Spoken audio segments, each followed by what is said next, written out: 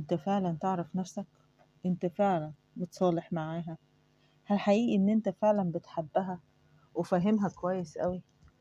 امال ليه حاسس بألم؟ ليه حاسس بزهق؟ ليه حاسس ان انت مش متقدر؟ ليه حاسس ان في امراض عندك كتير؟ ليه وليه وليه وليه؟ ليه حياتك متكعبلة؟ ليه علاقاتك بايظة؟ لسبب بسيط قوي، انك بتقول كلام انت مش مطبقه جواك، وان اللي داير جواك يخالف اللي انت بتعمله من بره. كل ألم وكل مرض وكل كعبلة فيها كلام بيتقال من بره بيخالف الشعور والأفكار اللي دايرة جوه نفسك. اقعد مع نفسك، واجهها، اتعرى قدامها، اكشفها قدامها. إذا ما كنتش هتكشف نفسك قدام نفسك مستني مين يعمل ده؟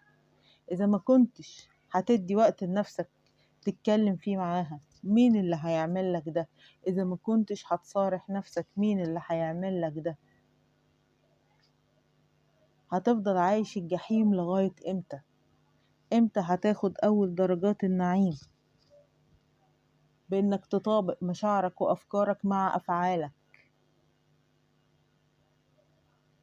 مش هتوصل لأول درجات النعيم إلا إذا طبقت اللي جوه باللي بره، لأن اللي بره أصلا هو مراية للي جوه. طول ما انت فيك ألم، وطول ما انت فيك مرض، وطول ما انت حياتك متكعبلة، وطول ما علاقاتك بايظة، اعرف انك كذاب، ان اللي جواك يخالف اللي براك. اقعد مع نفسك يوم واحد، يوم واحد انت مش مستحمله من نفسك مع نفسك.